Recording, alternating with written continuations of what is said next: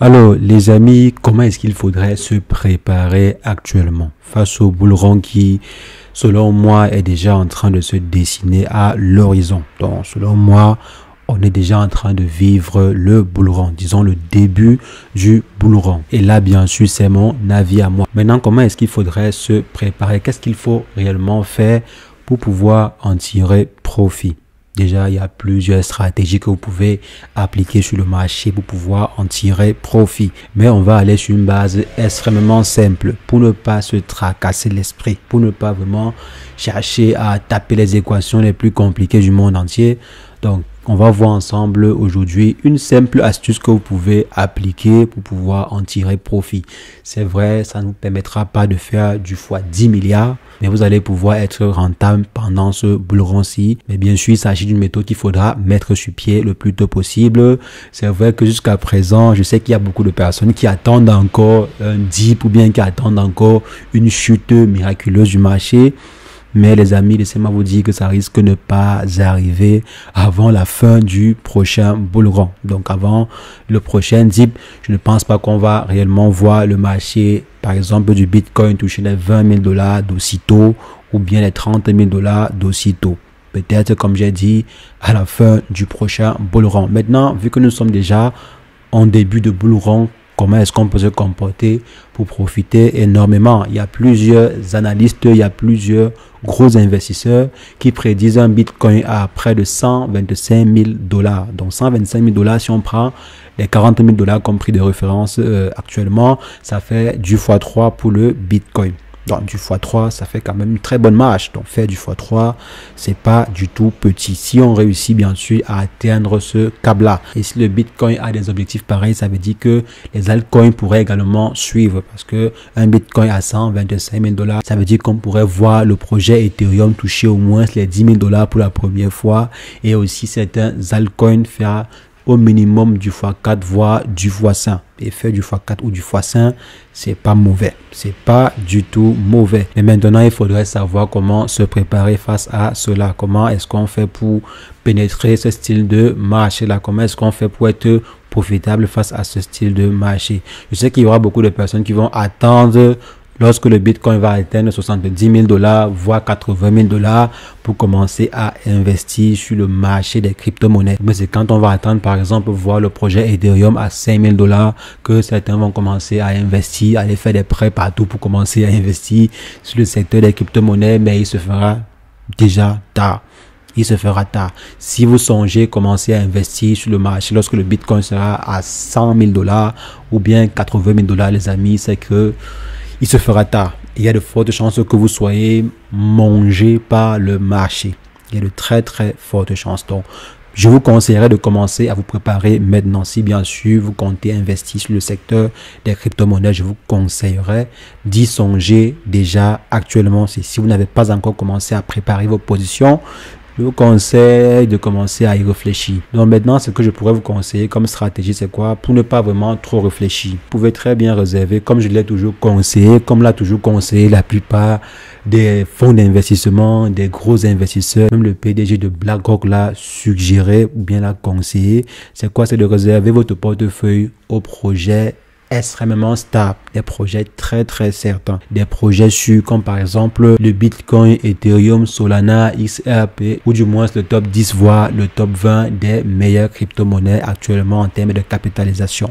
Vous prenez en fait ce top là et vous injectez en fait un capital proportionnel. Donc je peux par exemple prendre 60% de mon portefeuille ou bien 70% de mon portefeuille ou 50% de mon portefeuille.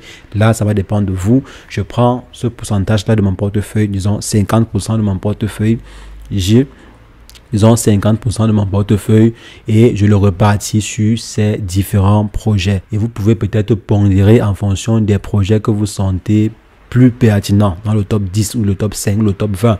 Vous pouvez par exemple décider de mettre un peu plus sur peut-être Solana ou mettre un peu plus sur Cardano ou sur le Bitcoin ou sur Ethereum que certains autres projets. Ou si vous ne voulez pas trop réfléchir, vous mettez équitablement sur tous ces projets-là. Et comme on sait que pendant le bull run, tous ces projets au minimum feront du x2. Donc, même le Bitcoin au minimum va faire du x2. Ça veut dire que votre capital fera au minimum du x2. Si vous commencez à investir dessus, ça fera au minimum du x2. Ça veut déjà dire que votre capital, dans vos 50% que vous avez investi, les 50% de votre capital que vous avez investi dans ce top-là fera au minimum du x2. Donc si à la fin du bull run, vous avez une partie de votre capital qui a fait du x2, c'est pas mal, c'est pas mauvais. Il y a certains investisseurs qui pensent que faire du x2 sur le secteur des crypto-monnaies, c'est pas assez rentable. Non les amis, faites attention.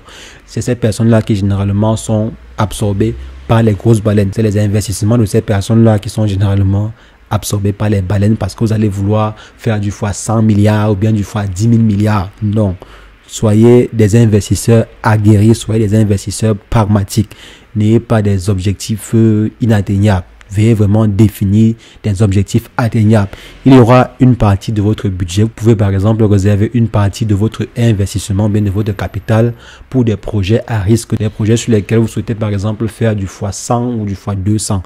Il y aura une partie, mais cette partie en fait doit être très minime parce que généralement en voulant cibler très haut, ça peut arriver que vous perdez énormément de votre capital. Donc il faudrait que pour ce type de projet là, que vous réservez juste un petit pourcentage de votre capital. Donc je prends une partie de mon capital, je mets cela sur des projets très stables, des projets qui sont certains de faire au minimum du x2 au prochain bull run, comme les projets par exemple du top 10 voire du top 20. Je prends mon investissement, je mets dessus, je sais que cet investissement là fera au minimum du x2 minimum parce qu'il y aura des projets qui vont faire du x3, du x4, certains feront du x2, certains feront du x5 même au prochain bull run. Donc je fais comme ceci et ensuite le reste de mon portefeuille, je pourrais choisir des projets un peu plus risqués pour investir dessus. Donc voilà une stratégie simple, pas compliquée, que vous n'avez même pas besoin de réfléchir dessus. C'est une stratégie que j'applique depuis longtemps sur une partie de mon portefeuille et qui m'a permis de faire de bons retours sur investissement.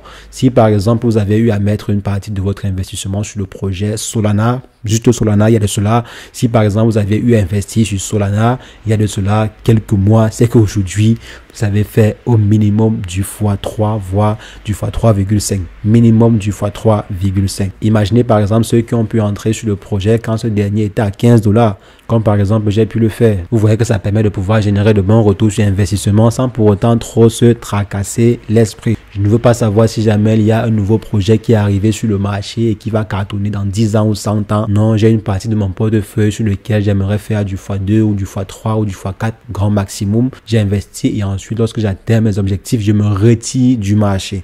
Là, c'est également la clé. Vous devez avoir à l'esprit que tant que vous ne vendez pas, vous n'êtes pas rentable.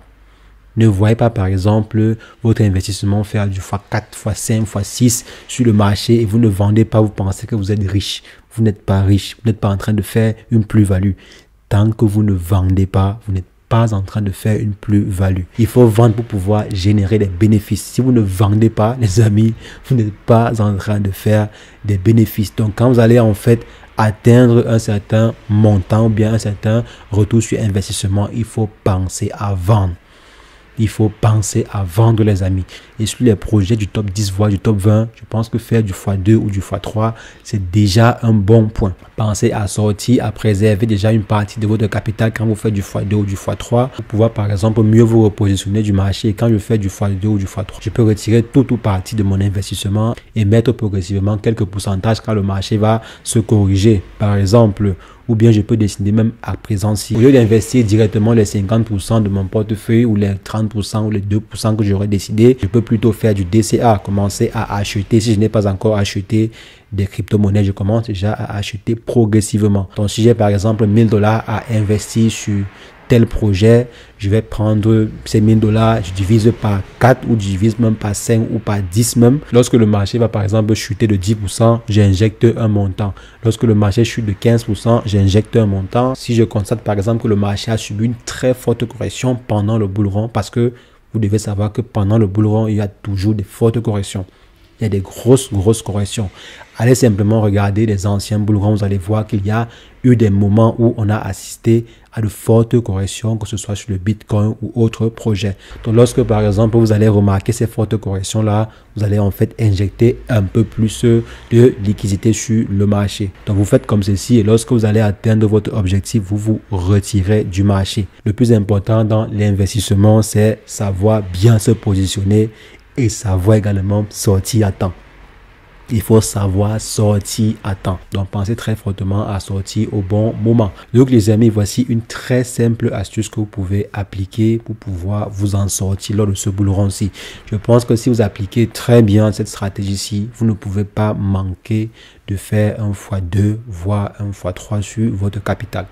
Vous ne pouvez pas manquer de faire un x2 au prochain bull run, lorsque le prix va atteindre les prochains ATH. Donc, si vous ciblez simplement ces projets ou bien l'un de ces projets dans le top 10 ou le top 20, vous n'allez pas manquer de faire un minimum de x2 ou de x3. Bien sûr, ceci n'empêche pas que vous devez examiner en profondeur ces projets avant d'investir dessus. Mais je pense également que ce sont les projets les plus faciles à examiner parce qu'il y a déjà une forte documentation autour de ces projets sur Internet. Donc, vous n'aurez pas ou bien vous n'avez pas de réelle difficulté à vous informer sur ces projets-là. Donc, vous ciblez ces projets et vous voyez comment vous positionner dessus. Donc, bien sûr, je ne suis pas votre conseiller financier. Je suis simplement en train de partager avec vous l'une des méthodes que j'applique au quotidien pour être rentable dans les crypto-monnaies. Donc, les amis, c'est ce que je voulais rapidement partager avec vous. On va se revoir très prochainement pour une nouvelle vidéo sur le décryptage de crypto-monnaies. Mais entre-temps,